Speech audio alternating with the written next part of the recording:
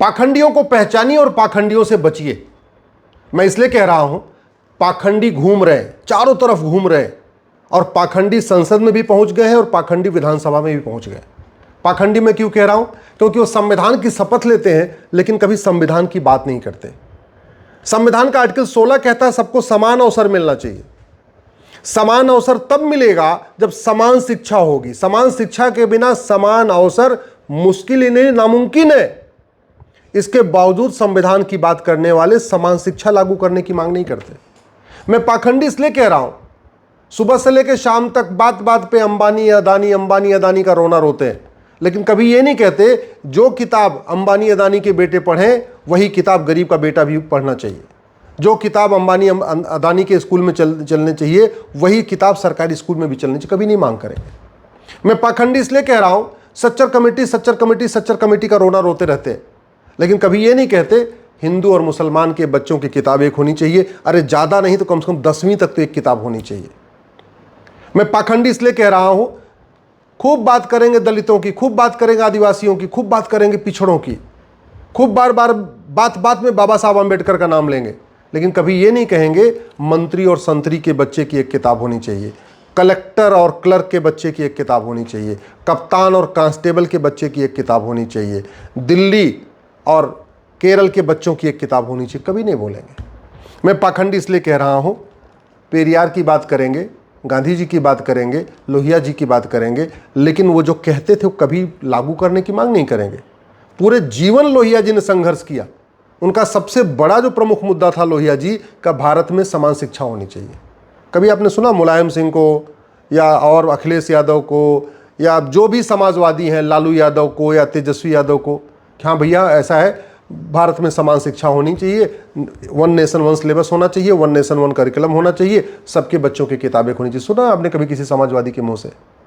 पाखंडी इसलिए कह रहा हूं, कभी किसी वामपंथी को आपने सुना, चाहे वो सीपीआई का नेता हो या किसी मार्क्सवादी कम्युनिस्ट पार्टी का नेता हो या किसी और पार्टी का नेता हो, जो अपने आप को वामपंथी कहते हैं, किसी को सुना? अच्छा, नेता तो छोड़िए, किसी अभिनेता ने, किसी लेखक ने, किसी बुद्धिजीवी ने, किसी पत्रकार ने, किसी कलमकार ने कहा कि हाँ भारत में समान शिक्षा होनी चाहिए? समान शिक्षा इसलिए भी ज़रूरी हो गई कि पहले तो जो इंजीनियरिंग के एग्ज़ाम होते थे, मेडिकल के एग्ज़ाम होते थे, बाकी एग्ज़ाम अलग अलग होते थे। आज की डेट में क्या हो रहा है, पूरे देश के लिए जो इंजीनियरिंग का एंट्रेंस एग्जामिनेशन है, कॉम्पिटिटिव एग्ज़ाम है, वो जेई के थ्रू होता है।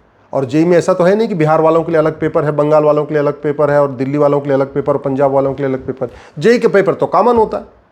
जेई में ऐसा भी नहीं है कि सीबीएसई बोर्ड का अलग सीबीएसई वालों के लिए अलग पेपर है, आईसीएसई वालों के लिए अलग पेपर है, बिहार बोर्ड वालों के लिए अलग पेपर है और बंगाल बोर्ड वालों के लिए अलग पेपर है। जब जेई का एंट्रेंस एग्जाम का पेपर एक है तो कश्मीर से कन्याकुमारी, कच्छ से कामरूप तक बच्चों का सिलेबस एक क्यों नहीं होना चाहिए?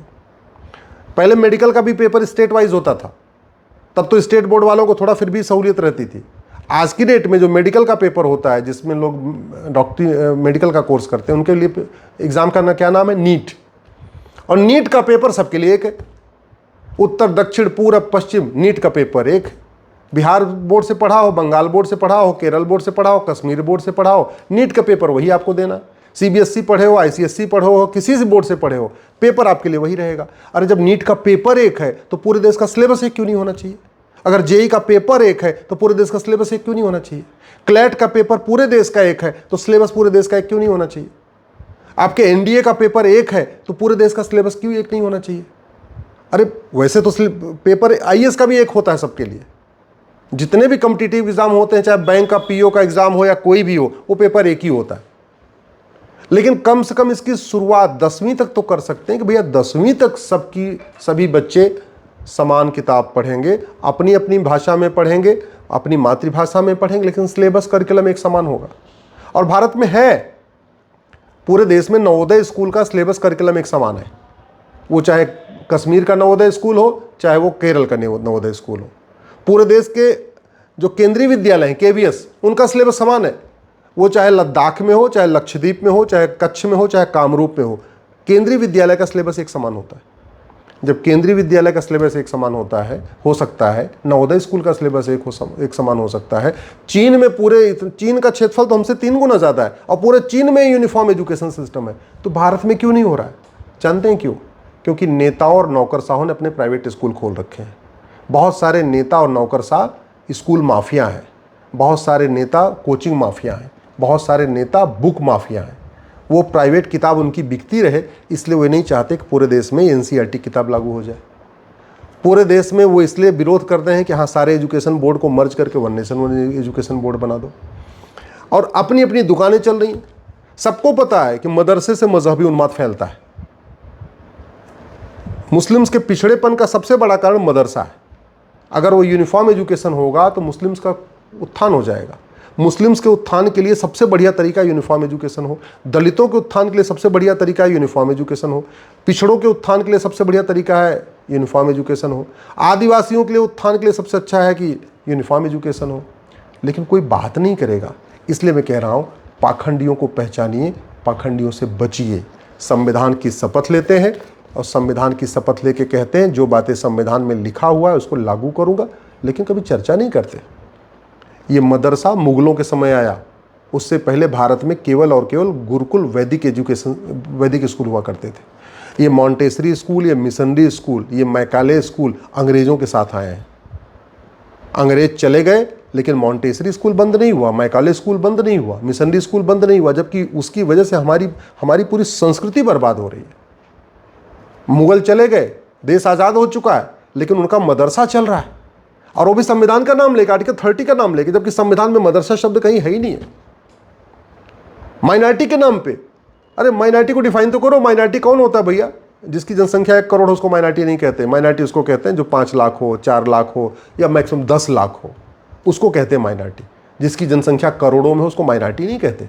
और माइनॉरिटी के नाम पे मदरसा चल रहा है, मिशनरी स्कूल चल रहा है, मैकाले स्कूल चल रहा है, सब कुछ चलता जा रहा है। इसलिए मैं कहता हूँ, पाखंडियों को पहचानिए, पाखंडियों से बचिए। एक बात याद रखिएगा, शिक्षा में संस्कार होगा और कानून का खौफ होगा, भारत विश्वगुरु बनेगा। शिक्षा में संस्कार होगा, कानून का खौफ होगा, भारत सुरक्षित बनेगा। शिक्षा में संस्कार हो, कानून का खौफ हो, घूसखोरी, कमीशनखोरी, जमाखोरी, मिलावटखोरी खत्म हो जाएगी।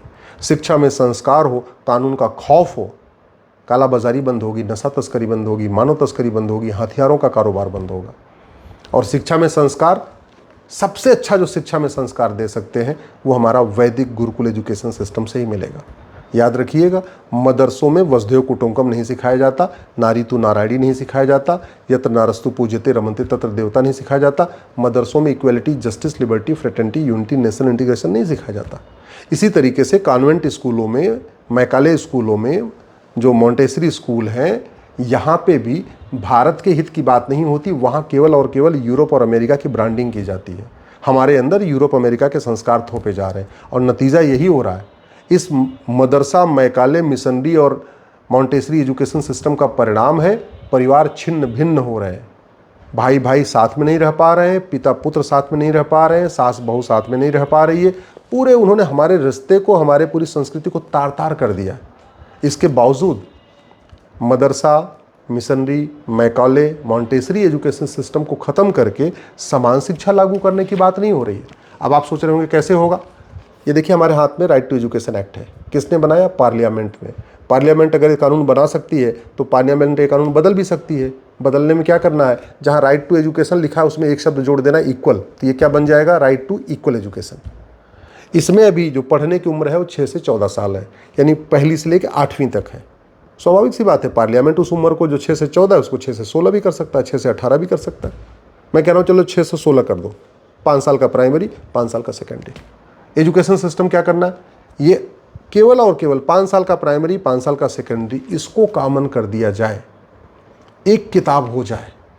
सामाजिक समरसता बढ़ेगी, अपराध कम होगा, आपस का भाईचारा बढ़ेगा, दलितों का उत्थान होगा, पिछड़ों का उत्थान होगा, आदिवासियों का उत्थान होगा। लेकिन वो बात नहीं करेंगे। कोई भी पेरियारवादी नहीं कहता है मंत्री और संतरी के बच्चे की एक किताब होनी चाहिए। कोई अम्बेडकरवादी नहीं कहता है कलेक्टर और कप्तान के बच्चे की एक किताब होनी चाहिए। कोई गांधीवादी नहीं बोल रहा है हाँ कि कांस्टेबल, ये क्लर्क और कलेक्टर के बच्चे की एक किताब होनी चाहिए। कोई भी जो दुनिया भर के वाद चलते रहते हैं यहाँ, लोहियावाद, अम्बेडकरवाद, समाजवाद, कोई ये नहीं कहते हैं कि समान शिक्षा लागू करो। कच्छ से कामरूप, कश्मीर से कन्याकुमारी, सिलेबस एक समान करो, करिकुलम एक समान करो। अपनी अपनी भाषा में पढ़ेंगे लेकिन सिलेबस करिकुलम एक समान हो सकता है। फिजिक्स का सिलेबस पूरे देश का एक समान हो सकता है, केमिस्ट्री का सिलेबस पूरे देश का एक समान हो सकता है, जूलॉजी का सिलेबस एक समान हो सकता है, बॉटनी का सिलेबस एक समान हो सकता है, इंग्लिश का पूरे सिलेबस एक समान हो सकता है। हमारे जो 500 से ज़्यादा महापुरुष हैं उनको पूरे देश में पढ़ा सकते हैं, हमारे 500 से ज़्यादा हमारी वीरांगना माताएं हैं उनको पूरे देश में पढ़ा सकते हैं। अरे भाईचारा तो तब बढ़ेगा ना जब हम तमिलनाडु के महापुरुषों को यूपी वाले पढ़ेंगे और यूपी के महापुरुषों को तमिलनाडु वाले पढ़ेंगे। अभी तो पढ़ ही नहीं रहे। यूपी के लोग यूपी के बच्चे यूपी के महापुरुषों को पढ़ रहे हैं, तमिलनाडु के बच्चे तमिलनाडु के महापुरुषों को पढ़ रहे हैं। जब आपस में सब पढ़ेंगे तब जाके समरसता आएगी, तब समानता आएगी, तब समान अवसर मिलेगा।